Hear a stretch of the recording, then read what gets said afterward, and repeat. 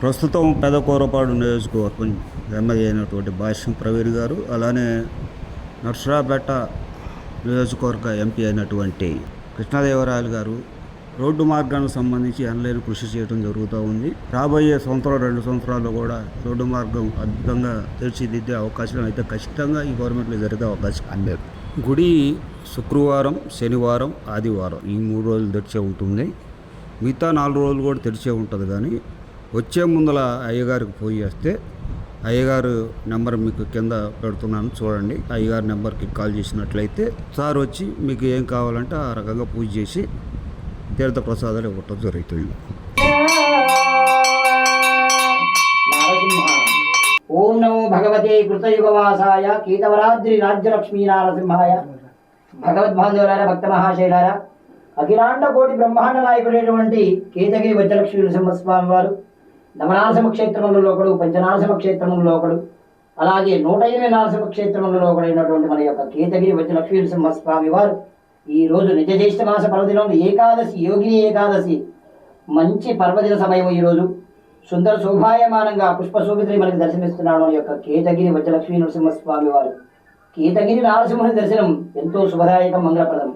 స్వామివారిని ఒక్కసారి దర్శించితే చాలు మీ యొక్క గృహ రోగ పీడ బాధలు నివృత్తి పొంది ఎటువంటి యొక్క ధర్మబద్ధమైన కోరికలు నెరవేరుస్తున్నవాడు అటువంటి మన యొక్క కేతగిరి లక్ష్మీ నరసింహస్వామి వారు. నారసింహ అంటే చాలట, కేతవరం నారసింహ అంటే చాలట, మన యొక్క కోరికలన్నీ కూడా చక్కగా నెరవేరుతున్నాడు. ఆపద నుండి కాపాడుతున్నటువంటి మన యొక్క నారసింహస్వామి వారిని ఒక్కసారి దర్శిస్తే చాలట, స్వామివారు సుందర శోభాయమానంగా మనకు దర్శనమిస్తున్నాడు ఈరోజు. ఇటువంటి వారి స్వామివారి యొక్క దివ్య రూపాన్ని మనం ప్రపంచ వ్యాప్తంగా ఒక 4 ప్రదేశాల్లోనే ఇటువంటి దివ్య రూపాన్ని దర్శించగలం. మొట్టమొదటిగా అహోబిలం, 2వ స్థానం కేతవరం, 3వ స్థానం మట్టపల్లి, 4వ స్థానాన్ని మనం యాదగిరిగుట్టలో దర్శనిస్తాం. ఇటువంటి స్వామివారి యొక్క దివ్య రూపం మరి ఎక్కడ కూడా లేదు. స్వామివారి యొక్క దివ్య రూపాన్ని దర్శించి తరించండి. ఆలయ మెయిన్ స్వామివారిని చూపిస్తూ ఇక్కడ ఉన్నటువంటి అయ్యగారి ద్వారా మనం ఈ గుడి చరిత్ర గురించి కాసేపు మాట్లాడుకుందాం. పల్నాడు జిల్లా బెల్లంకొండ మండలం కేతవరం పంచనారసింహ క్షేత్రం. ప్రప్రథమంగా పల్నాడు జిల్లాలో వైష్ణవ క్షేత్రాలలో పెదకూరుపాడు నియోజకవర్గమైనటువంటి ఈ యొక్క కేతవరం క్షేత్రం. ఈ పెదకూరుపాడు నియోజకవర్గంలో వైష్ణవ క్షేత్రాల్లో ప్రప్రథమంగా మన యొక్క కేతవరం, శైవ క్షేత్రాల్లో అమరావతి. అంతటి ప్రసిద్ధికరమైన క్షేత్రాలు ఈ యొక్క పెదకూరుపాడు నియోజకవర్గంలో ఈ 2 ఉన్నాయి. అందులో ఈ యొక్క క్షేత్రం కూడా నవనారసింహ క్షేత్రంలో ఒకటి, పంచనారసింహ క్షేత్రంలో ఒకటి, అలాగే 108 నారసింహస్వామి క్షేత్రాల్లో ఒకటి. ఎందుకయ్యా స్వామివారు నవనారసింహ క్షేత్రంలో వైదికాగమంగా 2వ స్థానంలో ఉన్నాడు. 2వ స్థానంలో ఎందుకున్నాడంటే క్వశ్చన్ చేసినట్లయితే దాని యొక్క సమాధానం, స్వామివారి యొక్క మొదటి భార్య యొక్క రాజ్యలక్ష్మి అమ్మవారు ఈ యొక్క ప్రదేశంలో కొండపై ఎగువ భాగంలో ఉంది అమ్మ రాజ్యలక్ష్మి అమ్మ. తద్వారాగా వైదిక ఆగమం అంటే మా యొక్క ఆగమం వైఖానసాగమం. తిరుమలలో అయితే ఏ విధంగా అర్చనా కైంకర్యాలు జరుగుతాయో అలాగే ఇక్కడ కూడా అదేవిధంగా ప్రస్తుతం 3 రోజులు కైంకర్యాలు జరుగుతూ ఉన్నాయి. ఎందుకని 3 రోజులు జరుగుతుందంటే ఈ యొక్క దేవాలయానికి ప్రధానంగా పులిచింత ప్రాజెక్టు ముంపు ప్రాంతం కావడంతో ఇక్కడ నివాస యోగ్యంగా లేనందువల్ల ఈ 3 రోజుల కైంకర్యమే నేను నా సొంత పడవ వేసుకొని తెలంగాణ ప్రాంతం నుండి వచ్చి కైంకర్యాలు చేసిపోతున్నాను. ప్రభుత్వం ద్వారాగా మనకి దారి మార్గం ఏర్పాటు చేసి ఉంది. ఇక్కడ కైంకర్యాలు కానివ్వండి, అలాగే నిర్మాణాలు కానివ్వండి, స్వామివారి యొక్క కైంకర్యాలంతా కూడా భక్తుల యొక్క సహాయ సహకారాలతోనే జరుగుతుంది. ఎందుకనగా ఈ యొక్క స్వామివారికి 7,777 ఎకరాల 7 సెంట 7 గజాల 7 అడుగుల మాన్యం ఉంది స్వామివారికి. ఇది రాజా వాసిరెడ్డి వెంకటాద్రి మహారాజు గారు ఈ యొక్క భూమిని స్వామికి ఇనాముగా రాసిచ్చారు 300 సంవత్సరాల క్రితం. తద్వారాగా ఆ యొక్క భూమిలో నుండి కృష్ణానది మీద పులిచింతల ప్రాజెక్టు కట్టడం జరిగింది. ఆ ప్రాజెక్టు వల్ల ఇక్కడ ఉన్న నది ఒడ్డున ఉన్న స్వామివారి ఆలయంతో పాటుగా ఒక 476 ఎకరాలు ఆ నదిలో మునిగిపోవడం జరిగింది. దానికి సంబంధించిన పారితోషికం అంటే అమౌంట్ అంతా కూడా మా శాఖ అయినటువంటి దేవాదాయ శాఖ వారికి హ్యాండ్ ఓవర్ కాలేదు ఇంకా. తద్వారాగా ఇబ్బందులు ఎదురవుతుంది. దీనివలన పూర్తిగా బాధ్యత అనేది వారు ఏమి చేయలేకపోతున్నారు. అందువలన అర్చక సాక్షాత్ హరి అన్నట్టుగా భగవంతుడు మనం ఎక్కడ చూస్తామయ్యా? అర్చకులను చూస్తాం. ఆ విధంగా అర్చకుల యొక్క ప్రత్యేకమైన దృష్టితో భక్తులు అర్చకుల మీద యొక్క నమ్మకంతో స్వామివారికి కావలసిన వనరులన్నీ కూడా ఏర్పాటు చేస్తున్నారు నిర్మాణాలతో పాటుగా. ఈ విధంగా కార్యక్రమం జరుగుతుంది. బ్రహ్మోత్సవాలు కూడా స్వామివారికి చైత్ర పౌర్ణమి రోజు ఇక్కడ అనాది నుండి అంటే సుమారుగా 1100 సంవత్సరాల పూర్వకాలం నుండి చైత్ర పౌర్ణమికి జరుగుతాయి. సాధారణంగా స్వామివారు వైశాఖ మాసంలో జరుగుతుంది మిగతా క్షేత్రాలన్నింటిలో, కానీ ఇక్కడ మాత్రం విశేషంగా చైత్ర పౌర్ణమి జరుగుతుంది. అంటే శ్రీరామనవమి 5వ రోజు స్వామివారి యొక్క కళ్యాణ మహోత్సవం వైఖాన సాగరంగా జరుగుతుంది.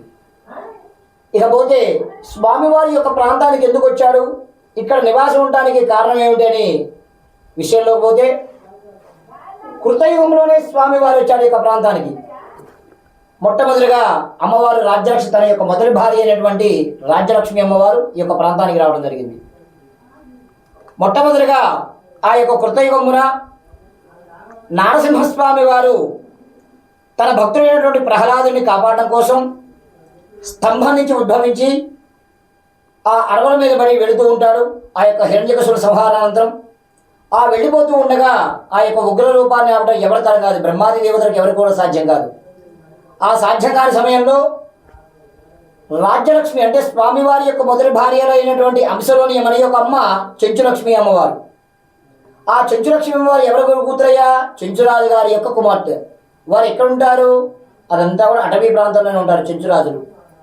తద్వారాగా ఆ స్వామివారు ఆ అడవుల మీద వెళ్తూ ఉండగా ఆ ఉగ్ర రూపాన్ని అవడం కాపోయేసరికి చెంచులక్ష్మి అమ్మవారు ఎదురుపడటం, చక్కగా ఆ స్వామివారు ఆమె యొక్క సౌందర్యానికి ముగ్ధులై శాంతపడతాడు స్వామివారు. తదనంతరం ఆమెని వివాహం చేసుకుంటాడు ఆ యొక్క చెంచులక్ష్మి అమ్మని. ఆ వివాహానంతరం ఇరువురు కూడా చెంచులక్ష్మి సమేతులైన లక్ష్మీనారసింహస్వామి వారు చక్కగా తన యొక్క మొదటి భార్య అయినటువంటి రాజ్యలక్ష్మి అమ్మవారి దగ్గరికి రావటం, ఓ అమ్మ, నేను ఈ అమ్మని వివాహం చేసుకున్నాను, నీవు అంగీకరించవలసిందిగానే విన్నపం చేసుకుంటాడు మన యొక్క నారసింహస్వామి వారు. ఆమె ఎక్కడా కూడా ససేమిరా అని అంటే ఒప్పుకోకుండా అలాగే వెళ్ళిపోతూ ఉంటుందన్నమాట. ఆ వెళ్ళిపోతున్న సమయంలో సాక్షాత్తు ఆ యొక్క బ్రహ్మదేవుడు, పరమేశ్వరుడు, నారదులు ముగ్గురు కూడా ఆ రాజ్యలక్ష్మి అమ్మవారికి విన్నవిస్తారు, ఓ అమ్మ, ఈ యొక్క కళ్యాణము స్వామివారు ఆయన యొక్క స్వలాభం కోసం చేసుకోలేదు, లోక కళ్యాణార్థమే చేసుకున్నాడు, కావున స్వామివారి మీద ఎటువంటి తప్పు లేదమ్మా అని వీళ్ళు నచ్చ చెప్తారు. అయినా కానీ అమ్మ ఎక్కడా వినిపించుకోదు. ఎందుకంటే సాధారణంగా ఇవాళ కలియుగంబుల మానవులు కూడా తన యొక్క భార్య భర్త ఎవరైనా పరాయి స్త్రీతో మాట్లాడితే ఎక్కడా కూడా సహించలేదు, అంత ఈర్ష్యా బాగుంటుంది. అలాగే ఆనాడే ఆ స్వామివారు కూడా అలాగే ఆ యొక్క రాజ్యలక్ష్మి అమ్మవారు కూడా ఆ ద్వేషంతో ఒప్పుకోకుండా అడిగి వెళ్ళిపోతుంది. అప్పుడు సాక్షాత్ అయినటువంటి ఆ యొక్క విష్ణు స్వరూపమైనటువంటి నారసింహస్వామి వారు బ్రహ్మదేవుడికి, పరమేశ్వరుడికి ఇరువురు కూడా తన యొక్క కనుసైగలతో విన్నవిస్తారు. అప్పుడు బ్రహ్మదేవుడు, పరమేశ్వరుడు ఇరువురు కూడా ఆ అమ్మని బ్రతిమలాడతారు, ఓ అమ్మ, కొంచెం మా మీద దయించి ఆలోచించమ్మా, స్వామివారి యొక్క స్వలాభం వచ్చేది మన్ని కూడా విన్నవిస్తారు. అప్పుడు సరే బ్రహ్మదేవ, పరమేశ్వర, మీరు చెప్పింది బాగానే ఉంది, నాకు వైకుంఠంలో స్థానం లేదు, మరి నేను ఎక్కడ నివాసం ఉండాలని బ్రహ్మదేవుడు, పరమేశ్వరుడు క్వశ్చన్ చేస్తుందన్నమాట. అప్పుడు ఆ యొక్క బ్రహ్మదేవుడు, పరమేశ్వరుడు స్వామివారు ఆల్రెడీ వీళ్ళకి విన్నవించే ఉన్నాడు బ్రహ్మదేవుడు, పరమేశ్వరుడికి. ఎక్కడయ్యాది, ఈ యొక్క కేతగిరి అంటే కేతవరం, కేతవరాత్రి శిఖరాద్రి వాసుడు అనమాట. సుమారుగా ఈ యొక్క కొండ కృష్ణానది పరివాహక ప్రాంతం నుండి పైకి చూసుకున్నట్టయితే 1000 అడుగుల లెంత్ ఉన్నదనమాట సుమారుగా. తర్వాత అమ్మవారు ఇంకొక 100 అడుగులు ఎత్తు భాగంలో అమ్మవారు ఉంటుంది, రాజ్యలక్ష్మి అమ్మవారు. ఆ అమ్మవారిని ఈ ప్రదేశానికి రావటం బ్రహ్మదేవుడు, పరమేశ్వరుడు ముందుగా ఇక్కడ అనువుగా ఉందని నిర్ణయించుకొని అమ్మవారిని ఇక్కడ కొలువు తీర్చడం జరిగిందనమాట. అందుకే అమ్మవారు పై భాగంలో ఉంటుంది, స్వామివారు దిగు భాగంలో ఉంటాడు. ఆ అమ్మవారు వచ్చిన తర్వాత ఆ యొక్క చెంచులక్ష్మి వివాహం ఆడి పూర్తి చేసుకున్న తర్వాత స్వామివారు కూడా కొంతకాలానికి చక్కగా ఈ యొక్క ప్రదేశానికి రావడం జరుగుతుందన్నమాట. ఇదంతా కూడా మొత్తం కూడా కొండ ప్రాంతం. ఈ ఆలయాన్ని కేతమవర్మ అనే యాదవరాజు గారు నిర్మాణం చేశారు 1100 సంవత్సరాల పూర్వకాలంలో. అంతకుముందు పైన బాగా ఆదిశేషుల్లాగా చక్కగా 21 పాదములతో ఈ యొక్క ఆలయం పైన స్వామివారి యొక్క కాలు గుర్తులు ఉంటాయి. ఆ యొక్క కాలు గుర్తులు కూడా ఇప్పటికి కూడా మనం దర్శించుకోవచ్చు ఆలయం పైకి ఎక్కినట్టయితే. తద్వారా స్వామివారి ఇక్కడ యోగాసనంలో చక్కగా స్వామివారు ఒక్కడే ఇక్కడ యోగాసనంలో స్వామివారు వేంచేపి ఉన్నారు అన్నమాట. ఇదంతా కూడా కొండ ప్రాంతం. ఇటువంటి దివ్య రూపము మనకి అహోబిలం, మట్టపల్లి, కేతవరం, యాదగిరిగుట్ట ఈ 4 ప్రదేశాల్లోనే స్వామివారి యొక్క దివ్య రూపాన్ని మనం దర్శించుకోగలం. ఆ తర్వాత కృతయుగంలో ఆ విధంగా స్వామివారి యొక్క ప్రదేశానికి రావడం జరిగింది. ఇది ఎప్పుడు వెలుగులోకి వచ్చిందయ్యా అంటే 1100 సంవత్సరాల పూర్వకాలంలో ఈ యొక్క ప్రాంతాన్ని కేతమవర్మ అనే యాదవరాజు గారు పరిపాలిస్తూ ఉన్నాడు.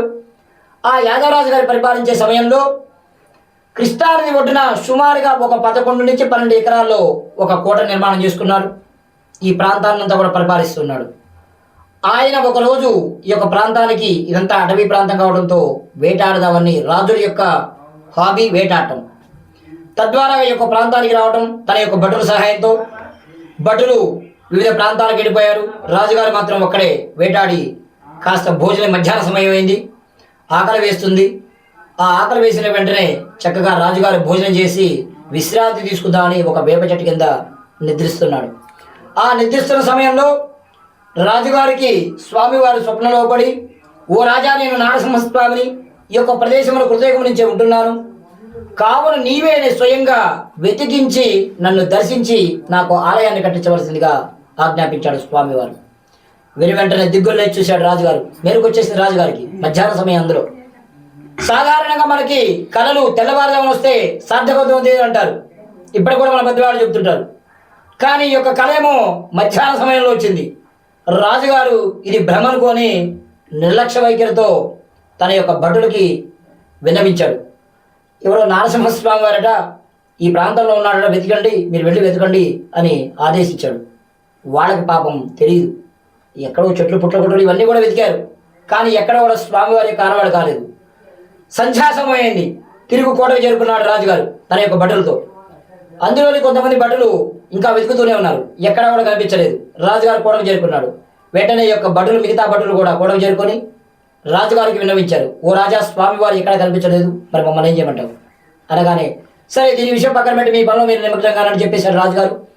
తర్వాత మరలా కొంతకాలానికి, అంటే సుమారుగా ఒక 3 నుంచి 4 మాసాలకి మళ్ళా రాజుగారు మళ్ళీ ఇదే ప్రాంతానికి రావడం. రాజుగారు అదేవిధంగా వేటాడటం, భోజనం చేసి విశ్రమించిన తర్వాత నిద్రావస్థలో జారుకోవడం. నిద్రావస్థలో జారుకోగానే రాజుగారి భీమి మీద 5 ఏళ్ళు పొంగేటట్టుగా స్వామివారు ఒక దెబ్బ కొట్టడం జరిగిందన్నమాట. దిగ్గున లేచి చూశాడు. ఒళ్ళంతా మంటలు పుట్టిపోతుంది. ఏం చేయాలో అర్థం కావట్లేదు. చిందులేస్తున్నాడు, తర్జన అవుతున్నాడు. ఏం అర్థం కాలేదు అతనికి. అప్పుడు స్వామివారు సాక్షాత్కరించి, ఓ రాజా, నీవు విశ్రమించావు, కావున నీవు వెంటనే ఈ యొక్క ప్రాంతం అంతా కూడా నీవే స్వయంగా వెతికి నాకు ఆలయాన్ని కట్టించవలసిందిగా అని ఆజ్ఞాపిస్తాడు. ఆజ్ఞాపించగానే అప్పుడు కృష్ణానది వైపు నుండి సుమారుగా ఒక 90 నుంచి 95 ఏళ్ళ ముసలతను వస్తూ ఉంటాడు. ఆ వస్తూ ఉండగా అప్పుడు ఆ యొక్క రాజుగారు, ఓ తాత ఒకసారి ఇట్రా, నాకు ఇదంతా ఏదో పిచ్చి పిచ్చిగా ఉంది, భయంగా ఉంది, ఒక్కసారి రమ్మనగానే అప్పుడు ఆ యొక్క ముసలతను వచ్చి రాజుగారిని పలకరించి, ఏమైంది రాజుగారు అనగానే వెంటనే చక్కగా ఆ దరికి చేరుకొని వెంటనే వీపుడు చూడగానే 5 ఏళ్లతో పొంగి ఉంటుంది అనమాట. పొంగి ఉండేసరికి, అయ్యో రాజుగారు ఏమైనా పిడిగిరిందా, ఏమైంది మీకు, ఇంత ఆందోళనగా ఉన్నారనగానే అతను అసలు ఏమి మాట్లాడని స్థితిలో ఉన్నాడు. మాట్లాడే స్థితిలో ఉండేసరికి వెంటనే రాజుగారికి, నమస్కారం అయ్యా రాజుగారు, నేను వెళ్ళొస్తాననగానే తన యొక్క 95 ఏళ్ల ముసలితో మళ్ళీ తిరుగు ప్రయాణమై కృష్ణానది వైపు వెళ్తుపోతున్నాడు అనమాట.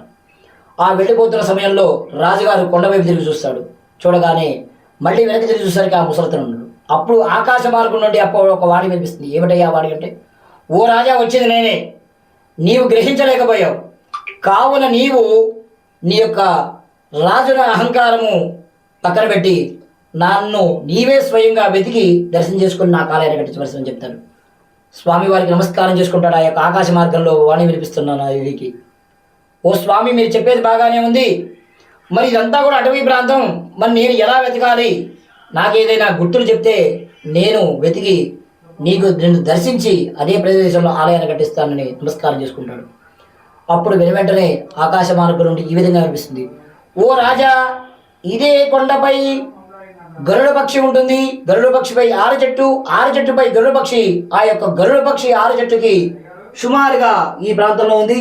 చక్కగా నీవు వెళ్ళి ఆ యొక్క గరుడ పక్షి ఏ దిక్కునేదో చూస్తూ ఉంటుందో అక్కడే నేను ఉంటానని ఒక గుర్తు చెప్పడం జరిగింది. వెంటనే తన యొక్క రాజు తన భటులకు ఆదేశించి వారి వివిధ ప్రాంతాలకు పంపించాడు. వాళ్ళకి ఎక్కడ కనిపించలే.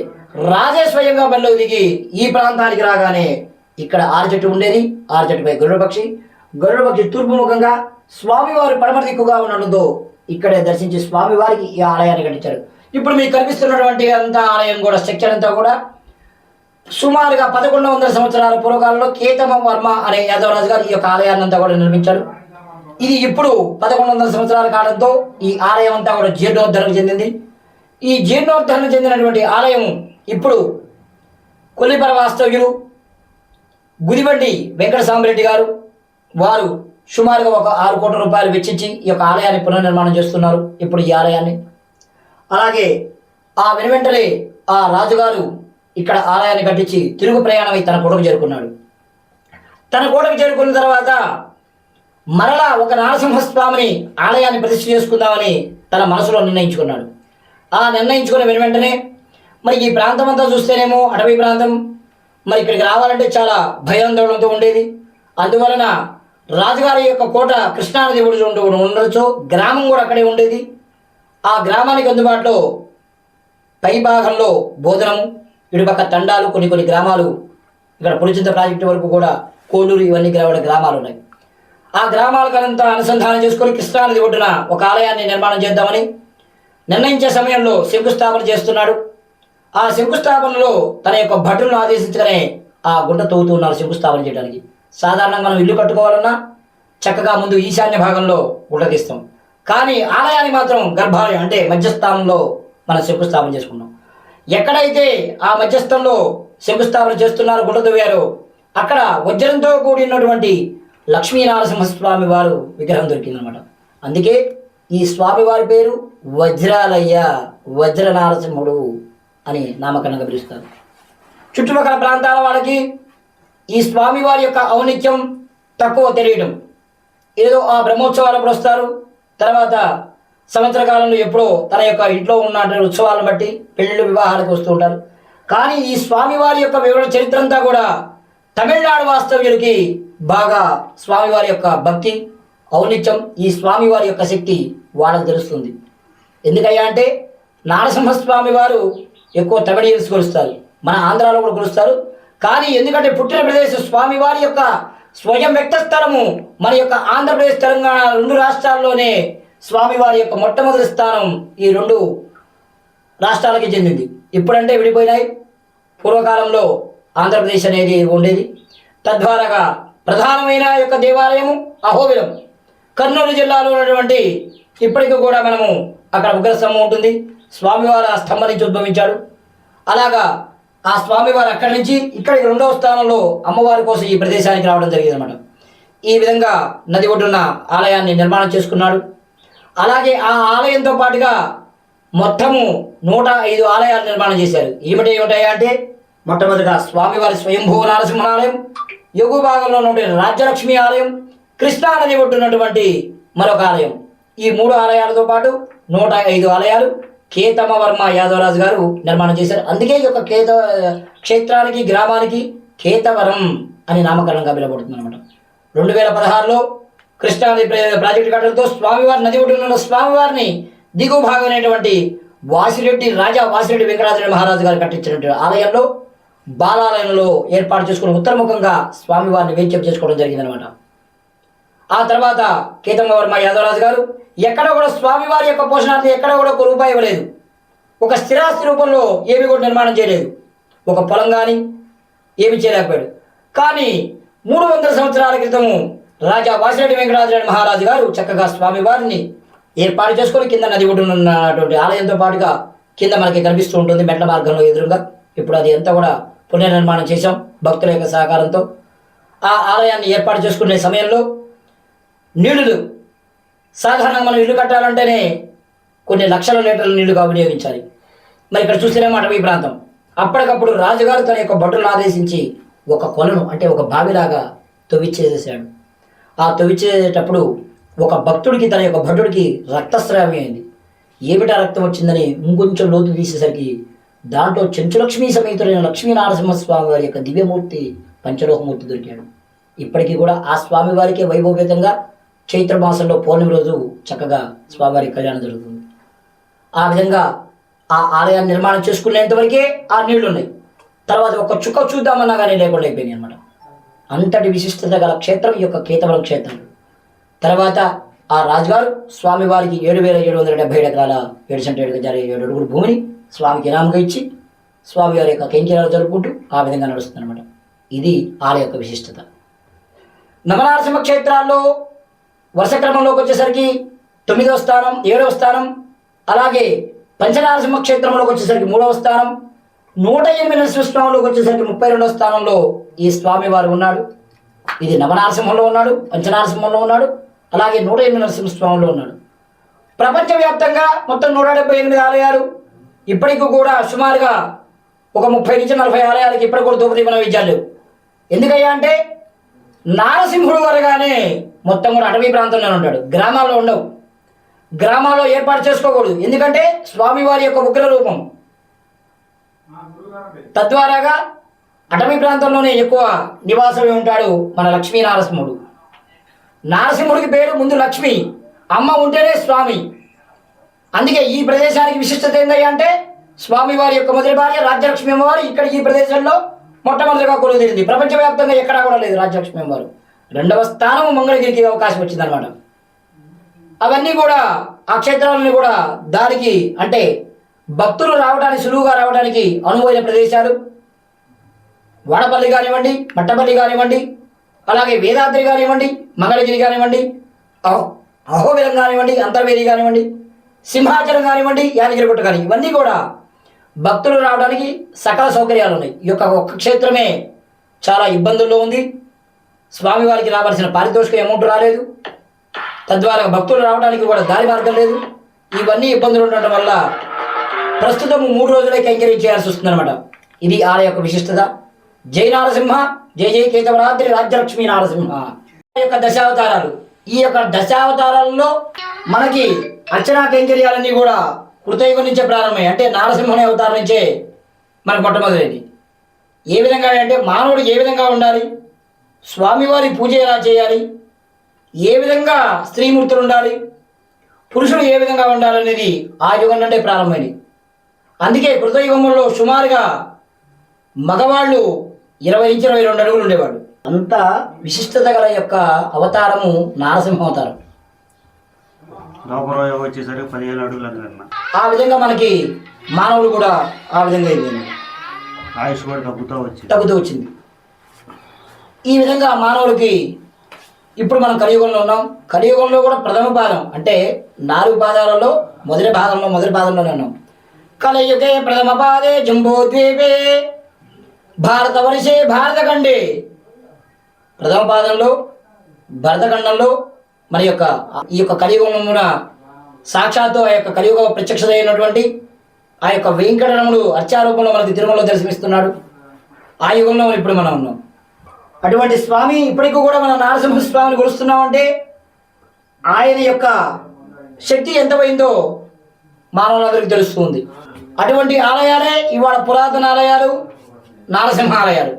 రెండోది ఇందాక మీరు మాట్లాడేటప్పుడు 32 దేవాలయాలు ఇంకా దీప నైవేద్యాలు లేకుండా ఉన్నాయి. అవునండి. మరియు ప్రధానంగా ప్రపంచవ్యాప్తంగా 178 నరసింహాలయాలు. ఆ నరసింహాలయాల్లో ఇప్పటికి కూడా 30 నుంచి 32 ఆలయాలకి ధూపదీప నైవేద్యాలు. అంటే కనీసము దీపం పెట్టే యోగ్యత కూడా లేకుండా అయిపోయింది. నడవటానికి అవకాశం లేకపోతే అర్చకుల యొక్క లోపం. అర్చకులు లేరు. దేవాలయాల్లో చేసేవాళ్ళు ఇవాళ ఉండే కొంది వదిలిపెట్టేస్తున్నారు. ఎందుకు వెళ్ళాయి అంటే అర్చకుల పరిస్థితులు ఇవాళ ఎలా ఉందంటే పిల్లనిచ్చే పరిస్థితి లేదు. దేవాలయం అనగానే ప్రతి వాడు కూడా సాఫ్ట్వేర్ జాబు ఆ విధంగా వెళ్ళిపోతుంది, ఉద్యోగస్తులకు వెళ్ళిపోతున్నారు తప్ప వాళ్ళకి ఎవరికైనా సరే ఇవాళ మానవ జీవితంలో ఎంత ఆస్తిపరుడైనా సాక్షాత్తు ఆ యొక్క భారతదేశ ప్రధాని అయినా అర్చకుడికి శిరస్సు ఉంచి పాదాభివందన చేస్తాడు. అంతటి గౌరవం ఉన్న యొక్క భారతదేశంలో ఇవాళ అర్చకులు చాలా ఇబ్బందులు పడుతూ ఉన్నారు. ఇప్పటికీ కూడా దేవాలయాలు చేయాలంటే ముందుకు రావట్లేదు. ప్రధానమైన కారణం ఏంటంటే కుటుంబ వృద్ధి లేకపోవడం, తద్వారా ఇంటికి ఒకళ్ళే ఉండటం, ఆ తర్వాత వివాహాలకు వచ్చేసరికి చాలా ఇబ్బందులు కావటం, తద్వారాగా ఈ ఆలయాల్లో చేసే పరిస్థితి లేకుండా అయిపోయింది. అందుకే ఒక్కొక్క అర్చకుడికి వాటికి కూడా 4-5 దేవాలయాలు చేసే పరిస్థితి వచ్చింది. తప్పట్లేదు. కుటుంబ పోషణ కోసం అర్చకుడు లేక, అర్చకుడి యొక్క కుటుంబాల్లో అర్చకుడే లేక ఎందువల్ల అంటే చదువు వైపు వెళ్ళిపోతున్నారు, జాబ్ పరంగా రావట్లేదు. దేవాలయంలో చేయాలంటే వాళ్ళు సుమారుగా ఒక 15,000 రూపాయలు ఇస్తారు, ఎటు వెళ్ళడానికి వీలు కాదు. తద్వారాగా జీతాలు చూసేసరికి తక్కువ పరిస్థితి, తద్వారాగా గుడి మీద ఇంట్రెస్ట్ పెట్టి చేయలేకపోతున్నారు. ఇప్పుడు దేవాదాయ శాఖ దేవాదాయ శాఖ ఇది తెలంగాణ, ఇది ఆంధ్రప్రదేశ్. నేను తెలంగాణ నుంచి వస్తాను. నేను ఉండడం తెలంగాణ. మా యొక్క వంశీకులు ఈ యొక్క దేవాలయం యొక్క వంశపారంపర్యం పూర్తిగా కూడా ఈ దేవాలయాన్ని వదిలిపెట్టేశారు. ఎందుకు వదిలిపెట్టేశారు అంటే జీతబత్యాలు లేక, రావడానికి మార్గం లేక, సరైన పోషణ. ఇప్పుడు సాధారణంగా ఒక మానవుడు, ఒక కుటుంబం, భార్యాభర్తలు ఇద్దరు జీవనం చేయాలంటే కనీసం 30 నుంచి 40,000 రూపాయలు లేకుండా ఇవాళ లేని పరిస్థితి. అందులో అటవీ ప్రాంతం. ఇవాళ ఏంటంటే ప్రతివాడు కూడా సిటీ వైపు అంటే విలాసాలకి జీవితం అనుభవిస్తున్నాడు ఇవాళ మానవుడు. తద్వారా ఇబ్బందులు అవుతున్నాయి. అది మెయిన్ ప్రధానమైన సమస్య. అది నేను కూడా ఎందుకు తీసుకున్నాను అంటే ఈ బాధ్యత, ఇది ఒక క్షేత్రం పూర్తిగా కూడా డ్యామేజ్ అయిపోయింది. నేను బాధ్యత తీసుకున్నప్పుడు కనీసం ఈ యొక్క ప్రదేశంలో ఇంతసేపు కూడా మనం కూర్చోలేము. పూర్తిగా కూడా గబ్బిడార్థమైపోయింది. అందులో ఈ యొక్క ప్రాజెక్టు కట్టడంతో జనావాసాన్ని అంతా కూడా వేరే చోటికి తరలించారు. తద్వారా ప్రభుత్వం దీన్ని ఎక్కడా కూడా పట్టించుకోకుండా వదిలేశారు. ఉన్నది మాన్యం ఉంది, కౌలుకి ఇస్తున్నారు. ఇవి కూడా 300 ఎకరాల సీరియల్లో ఉంది. అవి కూడా వాళ్ళు 1000 రూపాయలు కూడా కౌలు కట్టే పరిస్థితి లేదు. 1000 రూపాయలు కూడా ఇవ్వట్లేదు. తద్వారా ఇబ్బంది డిపార్ట్మెంట్ పరంగా. ఎందుకంటే వాళ్ళకి ఫుల్ రైట్స్ ప్రభుత్వం ఇచ్చినా కానీ కమిషనర్ గారు రాజకీయంగా కొన్ని ఇబ్బందులు ఎదురయ్యేసరికి వాళ్ళు కూడా కట్టలేకపోతున్నారు. దానివల్ల సమస్య ఏర్పడుతుంది. అది చాలా భూమి ఉంది కదా. ఈ 7,777 ఎకరాలు 7.7 అడుగుల్లో ఈ 6,000 ఎకరాలు ఈ స్వామివారి యొక్క కొండ, సుమారుగా 476 ఎకరాలు ముంపు గురైంది. దాని అమౌంట్ కూడా డిపార్ట్మెంట్కి రాలేదు. తద్వారా వారు కూడా ఇబ్బంది పడుతున్నారు. రెండవది దారి మార్గం లేదు. ఇదంతా కూడా ప్రభుత్వం ద్వారాగా చేయాల్సిన వర్క్స్ ఇవన్నీ. ఆలయం పరిధిలో డెవలప్మెంటే భక్తులు చేసుకుంటారు. సేద్యంలో 300 ఎకరాలు ఉంది. 300 ఎకరాల్లో కూడా దాదాపు సుమారుగా 125 ఎకరాలకే 1000 రూపాయలు కడుతున్నారు. మిగతాదంతా కూడా ఆగిపోతుంది. 125 ఎకరాలు అంటే సుమారుగా 1,25,000 రూపాయలు వస్తాయి. అవి కూడా స్వామివారి యొక్క బ్రహ్మోత్సవం జరిగితే సుమారుగా 2 లక్షలు ఖర్చు వస్తుంది. 2 లక్షలు 3 లక్షలు కావాలి. ఇవాళ ఎవరు పరివాడు వినే పరిస్థితి లేదు. తద్వారాగా వాడు కూడా ఏమి చేయలేకపోతున్నారు. అందుకే మా ఈఓ గారు అయినటువంటి శర్మల కోటరెడ్డి గారు వారు ఒకటే చెప్పారు, పంతులు గారు మీకు అవకాశం ఉన్నంత భక్తులతో కార్యక్రమాలను నడిపించేసేయండి, మేము ఎక్కడా కూడా మిమ్మల్ని ఇబ్బంది పెట్టాం అని అంటున్నారు వారు. వారి యొక్క ఆజ్ఞ మేరకే మేము ముందుకెళ్ళి చక్కగా భక్తుల యొక్క సహకారంతో ముందుకు తీసుకెళ్తున్నాం. ఇవాళ జీతబత్యాలు కూడా లేకపోయేసరికి ప్రభుత్వం అంటే డిడిఎస్ ధూపదీప నైవేద్యం పథకం కింద ఏర్పాటు చేసి ఒక 15,625 రూపాయలని వారు ఏర్పాటు చేసి చేస్తున్నారు. మీరు స్వయంగా పడవ మీద మీరే వస్తున్నారా? నేనే పడవ మీద నేనే సొంతంగా నేనే ఒక పడవ కొనుక్కున్నాను. ఆ పడవ నేనే డ్రైవింగ్ చేసి ఇంజన్ బోర్డు పెట్టేసేసి దాని మీద డ్రైవింగ్ చేసుకుంటూ ఈ 3 రోజులకి ఎంకరేజ్ చేస్తున్నాం. రేబల్లె తెలంగాణ ప్రాంతంలో కృష్ణానది ఒడ్డు అవతల, కేతవరానికి అవతల ఒడ్డు రేబల్లె. అది తెలంగాణ కింద వస్తుంది, ఆంధ్ర కింద వస్తుంది. సుమారుగా కృష్ణానది మీద 3.5 కిలోమీటర్ దూరం ఉంటుందండి. రోడ్డు మీద పడ్డా మనం లేస్తాం, కానీ ఏ గాలి ఏదొచ్చినా మనిషికి కనిపించడు. ఇక ఆనవాడు కూడా దొరకవు. కానీ ఇవాళ మనం చేస్తున్నామంటే ఆయన యొక్క పవర్, ఆయన యొక్క శక్తి మనకి ఇవ్వబట్టే మనం ఇవాళ చేయగలుగుతున్నాం. ఆయన అనుగ్రహం లేకపోతే అడుగు కూడా ముందుకెళ్ళాను. ఇక్కడ ఇవాళ మీరు వస్తున్నారు, మొత్తం కూడా అటవీ ప్రాంతం, దారిలో పంచలేని ఏదైనా ఏముండదు, కనీసం ఒక కుక్క మంచినీళ్ళు కూడా దొరకవు. అందుకే ఇటువంటి పురాతన దేవాలయాల్ని ప్రభుత్వానికి విన్నవించేది ఏంటంటే మీ ద్వారాగా, మీ ఛానల్ ద్వారాగా గుర్తించండి. మీరు ఏమి చేయాల్సిన పని లేదు, దారి మార్గం ఏర్పాటు చేయండి, రోడ్డు సౌకర్యం ఏర్పాటు చేస్తే ఇవాళ సాక్షాత్తు తిరుమల వెంకటేశ్వర స్వామి కూడా అన్నీ కూడా భక్తుల ద్వారా జరుగుతున్నాయి. పెద్ద పెద్ద వాళ్ళతో అన్నీ కూడా భక్తుల ద్వారా జరుగుతున్నాయి. స్వామి వారి యొక్క పచ్చకర్పూరం నామంతో సహా మొత్తం కూడా భక్తులే. ఇవాళ అన్నదానమైన భక్తులే. యజమాయిషి ప్రభుత్వం ఉంటుంది, శాఖాపరంగా ఉంటుంది, కానీ చేసేదంతా కూడా భక్తులే. అవన్నీ కూడా ఎక్కడ ఇబ్బంది కలగకుండా మన దేవాదాయ శాఖ నిర్వహణ చేస్తుంది. భక్తుల్లో కూడా ఒక అభద్రతా భావం ఉంది. ఏమిటయ్యా అంటే అది దేవాదాయ ధర్మశాఖ వాళ్ళు దోచుకొని తింటారని ఒక వాక్యం ఉంది, చెప్తుంటారు. కానీ వాళ్ళకు కూడా భయమే, వాళ్ళకు కూడా భయమే. దేవుడు అంటే భయం, దేవుడు సొమ్ము తింటున్నాను. కానీ తప్పదు వాళ్ళకి, వాళ్ళు ఆ విధంగా చెయ్యండి, వాళ్ళు చేయలేరు. వీళ్ళని ఈవోలంటే తెలియలేరు. మరి ఆ పై వాళ్ళకి అక్కడక్కడ ఇదిగోంది ఆ ఫైల్స్ మూమెంట్ కావు, పనులు అయ్యే పరిస్థితి లేదు. వాళ్ళని ఎక్కడ కూడా కార్యనిర్వహణాధికారి గారిని ఎక్కడ కూడా మనం తప్పు పట్టాల్సిన పని లేదు. ఈయన కూడా ఒక ఉద్యోగస్తుడే. ఈయన పై అధికారులు దాదాపు 3-4 ఉంటారు. వాళ్ళ నుంచి ఇబ్బందులు పెద్దవాళ్ళకి వాడు కూడా కొన్ని చేసి వాళ్ళకి సమర్పించి చేయాల్సిన పరిస్థితి తప్పట్లేదు. అక్కడ కూర్చున్న వాడికి అర్థం కాదు, హెడ్ ఆఫీసులో కూర్చున్న వాడికి అర్థం కాదు, ఇక్కడ ఈవో బాధలు. తద్వారాగా ఇవన్నీ సమస్యలు ఏర్పడుతున్నాయి. అట్లనే ఇప్పుడు ఉన్నటువంటి మా యొక్క కార్యనిర్వహణాధికారి కోటిరెడ్డి గారు బ్రహ్మాండంగా మాకు సపోర్ట్ చేస్తున్నారు. ఎక్కడ కూడా ఇబ్బంది లేదు. రోడ్డు విషయంలో కానివ్వండి, ల్యాండ్స్ విషయం ఇవన్నీ కూడా మూవ్మెంట్ చేస్తున్నారు. సుమారుగా ఒక 1000 ఎకరాలు వెనక ఉంది. అది కూడా రేపు 14-15 తారీఖుల్లో పాట ఏర్పాటు చేసేటటువంటి కమిషన్ నుంచి ఆర్డర్ గారు తీసుకొచ్చారు.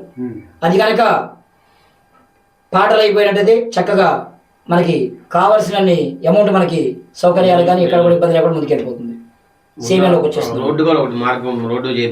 రోడ్డు కూడా స్థానికులు ఎమ్మెల్యే గారు అయినటువంటి పెదకూరుపాడు కాన్స్టిట్యూషన్ నియోజకవర్గ శాసనసభ్యులు భాష్యం ప్రివేడ్ గారు కూడా ఈ యొక్క ప్రాంతానికి రావడం జరిగింది. స్వామి యొక్క బ్రహ్మోత్సవాల్లో వారు వచ్చి చూశారు ఈ ప్రాంతాన్ని.